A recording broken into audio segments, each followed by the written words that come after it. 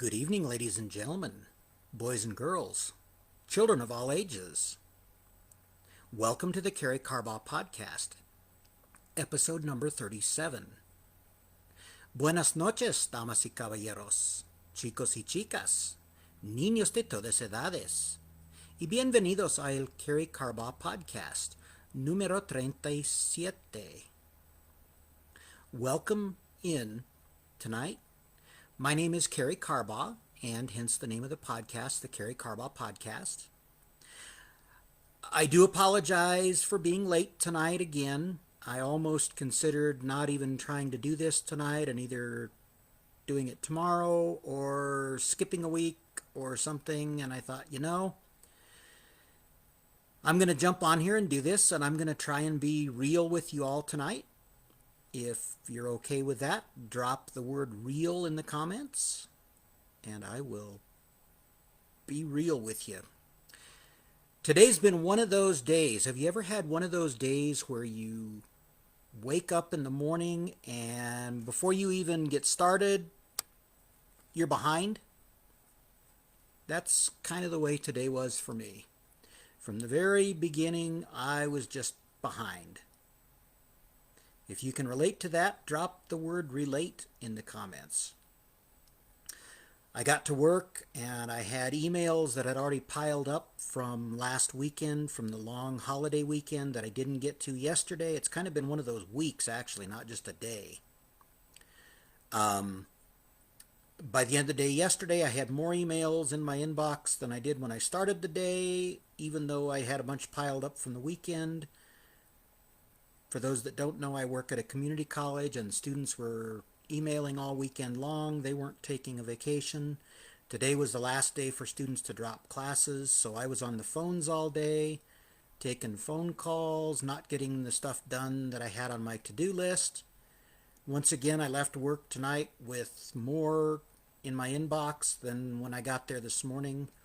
My to-do list was longer than it was this morning, and in spite of that, I had a meeting get scheduled after work tonight that isn't normal for me on a Wednesday night, and so I knew that this podcast was going to be tight.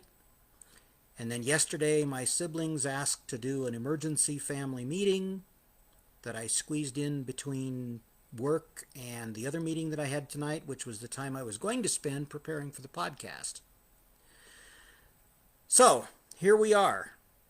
That wasn't the topic of the podcast, but I thought that would lay a little bit of groundwork for why I'm a little bit late and why I'm a little bit frazzled and not as prepared for this as I would like to be. I normally try to be more prepared for these, and tonight's just going to be one of those wing it kind of nights. So again, if you can relate to any of that, drop the word relate in the comments. Let me know if you're watching this live with an L or on the replay with an R. That would be appreciated. And if you could let me know where you're dialing in from, where you're calling in from. That's always kind of fun for me to see how far this podcast is reaching. And as I go through this tonight, if you're getting value, let me know that. We'll dive right into the topic tonight. As you might have noticed, the title that I gave this is 5 Steps to Repairing a Broken Relationship or Friendship. And as always, I like to give credit where credit is due. This idea was not my own. I had a different idea. I was going to actually do this in a 2-part series, but I didn't get a chance to prepare part 1. So we're just going to dive into part 2, and maybe I'll try to squeeze part 1 in later. But this idea came from the sermon at church last week. For those of you who don't know, I am a Christian. And Pastor Nick, shout out to Pastor Nick, he gave me this idea in his sermon, although I don't know that he intended it to be spun in the way I'm going to spin it. But hopefully he won't take offense by it. These 5 steps that he laid out are 5 steps to repairing our broken relationship with God and with Jesus. And it occurred to me as he was preaching that these same steps, at least 4 of them, And I think I've figured out a way that I can make all 5 of them fit repairing any broken relationship. So if you'll bear with me, I'll run through these, and I'll start by explaining how they apply to our relationship, our broken relationship with God and with Christ. For those who are not believers, if you'll bear with me, I will bring this back around on each point to how this applies to a relationship in our own lives. So let's go ahead and dive in. As most of you know, I am a person with a vision disability, and at least a part of the purpose with this podcast is to help boost people's self-esteem. And I think that this topic in particular is a good self-worth, self-esteem builder, because without positive relationships, it's very hard to feel positive about ourselves. And when those relationships get fractured or broken, sometimes it's hard to repair them. And so I hope these 5 steps that I'm going to lay out for you tonight will give you kind of a framework for repairing relationships when they get broken or go astray. So let's dive in, and I am going to refer to my phone a little more than I normally do tonight, because I want to make sure that I catch these 5 steps as Pastor Nick laid them out. These are not necessarily in order, although I think the order works. So I'm going to do them in the order that he laid them out. And I don't have my scriptural references. That was one of the things I was going to do and didn't get done before the podcast. So that may be part of, if I do a part 2 of this, I'll try to throw in some of the biblical references that he gave and some others that I've come across. All right, let's dive in here. Number 1, and I think this is very important, acknowledge and confess your sin. Again, first we're going to talk about our relationship with God, and then I'll bring that back around to relationships in general. So acknowledge our sin. All of us fall short. None of us is perfect. We all fall short, and that's this idea of sin. We all don't live up to the expectation that God set out for us when he created us.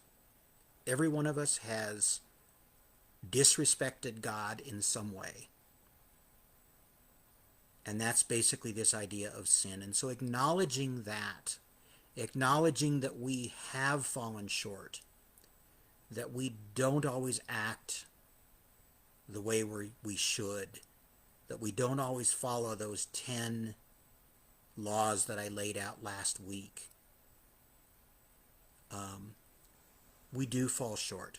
So step number 1 is to acknowledge that.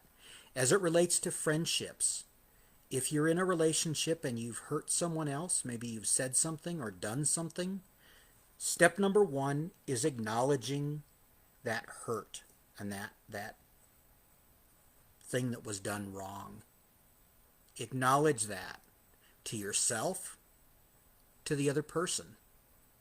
Just like with sin, you acknowledge it to yourself and you acknowledge it to God. But with your friend or your relationship, acknowledge that you've fallen short, that you've screwed up. Now, if you're the receiver of the fault, because I know there are some people watching this either now or may watch it on the replay that may be the victim of an abusive relationship or a hurtful relationship. So you may be the receiver. And so flip these around, and the first step to repairing that relationship is that person recognizing that they have fallen short, that they have messed up. And so I think this can go both ways. You may not be the person that can get that other person to realize their shortcoming. But I think step number 1 to repairing any relationship is recognizing the flaw in the relationship, the fault, the hurt that has been caused. I don't want to belabor that too much. Step number 2 is run to Jesus, not away. So after you've acknowledged that you've messed up, Jesus tells us to come to him, to run to him, not away from him. If we look at Adam and Eve in the Bible, they tried to hide, but God already knew that they had messed up. And he called them to come to himself in the book of Genesis, in the very beginning of the Bible. Now, as we turn this around to a friendship, once we've acknowledged the hurt, it's very important for us to go to that person. If we acknowledge that we've hurt someone but we don't go to them, how can we repair the relationship? Acknowledging the hurt is step number one, but you have to go to them and confess the wrong, which was part of step number one. But you do need to run to the friend or the person that you're trying to repair the relationship with. It doesn't do any good to run away from them if you're trying to repair the relationship. Some relationships are beyond repair, and I understand that. Not as it comes to our relationship with Christ. That is never beyond repair. Christ is always, he will forgive us 70 times, 7 times, and even more. But as humans, I understand some relationships may be beyond repair. That's a little beyond the scope of this particular podcast. But then number 3. Step number 3 is receive God's grace. So if you've fallen short of God's mark, you've run to Jesus and confessed the shortcoming, the next step is to receive God's forgiveness and receive his grace. As it relates to a friendship or a relationship, if you tell that person, you admit that you've messed up, you run to them, you ask for their forgiveness, the next step is to accept the forgiveness. It doesn't do any good for them to forgive you or me if we don't accept the forgiveness. And so step number 1, of course, is step number would be 3A would be to offer the forgiveness, and step number 3B is to accept that forgiveness. In the case of God, that forgiveness has already been offered through Jesus Christ. But as we look at friendships, first it has to be offered, the grace or the forgiveness, and then it has to be accepted. Let me pause here since we're about halfway through and ask you to let me know once again if you're getting value from this. Drop the word value or a V in the comments. That helps me to know whether these ideas are hitting the mark or not, if they're relatable. Number 4. We're just about done. We only have 2 more to go. Number 4 is to learn from your mistakes and move forward. So in the case of God, learn from the mistake. If you've sinned against him, learn from that and move forward. Turn away from making the mistake. He knows that we're going to mess up, and we're probably not going to just make the mistake one time, ask for forgiveness, and never make that mistake again. But it's important that we try to not make the mistake and to move forward, not to dwell on the past. I think this one in particular has great relevance when it comes to relationships. Once the forgiveness has been offered and accepted, you have to... Sorry, I just lost my train of thought here. You have to learn from that mistake,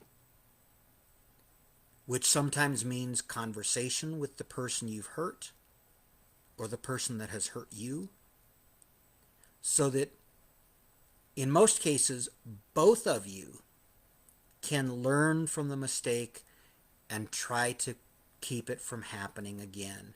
Or maybe you come up with a way that you can alert each other if the bad pattern is starting again, that the I'll say victim here, the person that's being wronged, may have some sort of way that they can alert the person who's wronging them in order that they both can learn from it and move forward.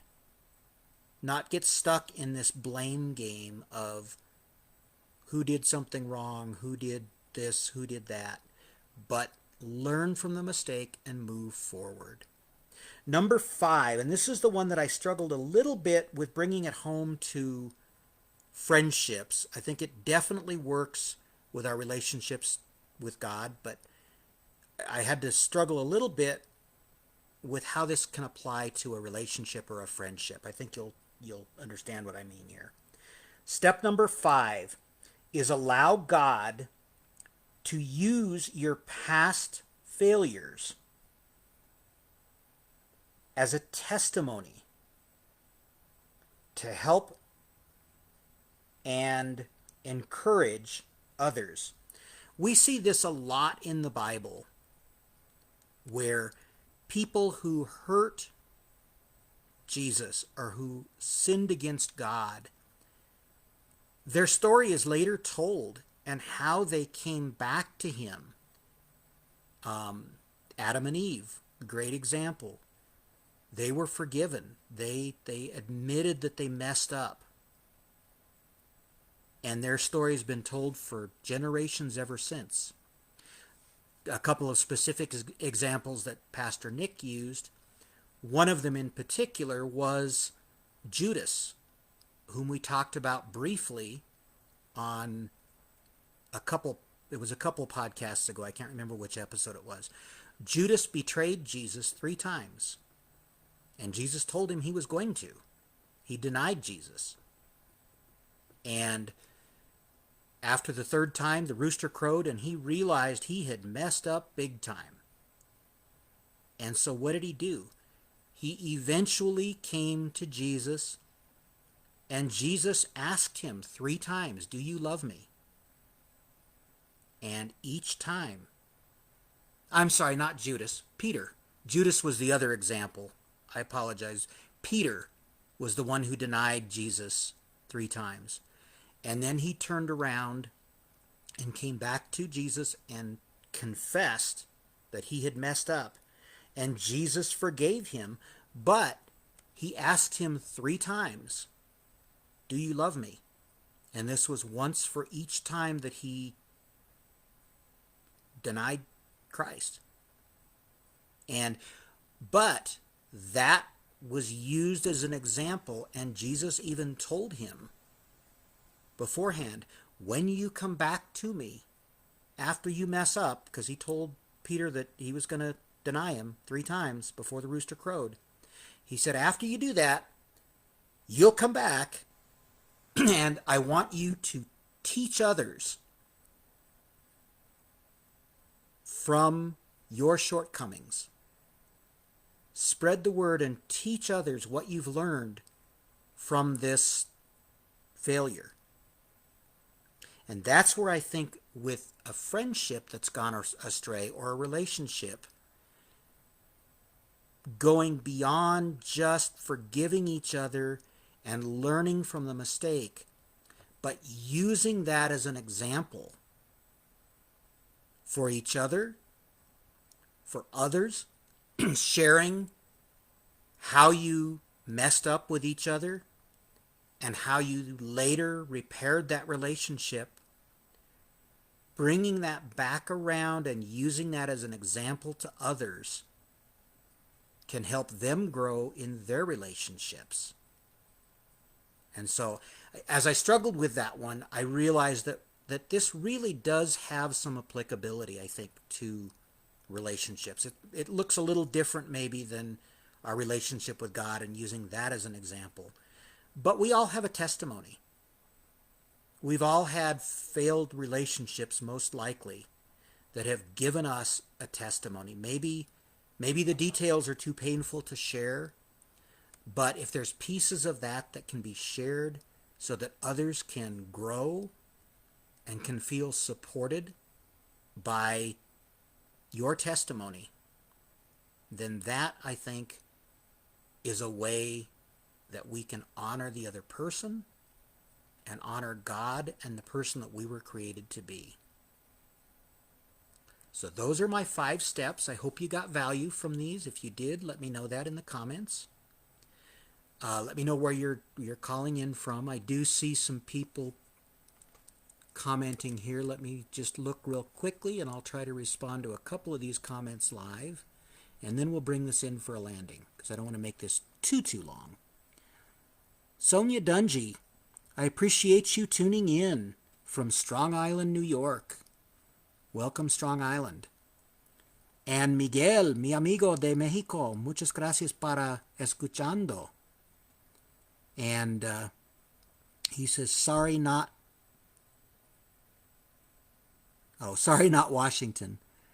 Agua Prieta. Yeah, he had one of his messages said, saludos from Washington. Okay, so, bienvenidos, Miguel, y mucho gusto para verte. It's my pleasure to see you. And I'm so glad you joined me tonight, Miguel. Como siempre, es muy gozo para verte mirando esos videos. It's always my pleasure to see you join on these videos. Dr. Darrell, thank you for joining me live. I was a little late getting started, so you probably weren't as late tuning in as you may have thought. Hopefully you caught most of this. You can always go back and catch it on the replay. And thank you so much, Sonia, for letting me know you got value. I do appreciate that. I'll go back and reply to these comments once I wrap up here. But I did want to at least call a few of them out. Greetings from the Upper Peninsula of Michigan, Darrell says. From the Upper Peninsula. I happen to know that he's in Michigan. He just said the Upper Peninsula. And greetings to you, Darrell, from Colorado. Thanks so much for joining in. As always, I really appreciate you guys tuning in, guys and gals. I don't want to be exclusive of either gender here. I know that the term guys isn't quite as PC as it once used to be. But I really do appreciate everyone who tunes in on a regular basis and those who tune in periodically. The support means a lot to me. It does keep me going, and on nights like tonight when I'm thinking about not doing the podcast, it's people like yourselves that keep me going and plugging through these. So thank you so much. With that, I don't want to belabor things tonight. I think we've gone on long enough. Plus, it's a little later than usual getting started, so I don't want to go too late. But if you would like to be added to my email list, drop the word email in the comments if you would. Or drop me a direct message with your email address. You don't have to share that publicly, and I will... I'm starting an email list to invite some people to some more private events than these podcasts. Would love to include you if you'd like to be included. And as one of my podcasting friends that I follow says, like if you do. In other words, click the like button if you like it. So like if you do, and comment, leave a comment down below. And with that, make it a great week. Make it a blessed week for someone you come in contact with. Do something nice for someone this week. And I will see you next week. I'll be traveling, but I'm planning to be on at my normal time. I'll see you next week on the Karey Carbaugh podcast. Thanks again, and with that, I will bid you a fond farewell and good night until next week. Bye-bye for now.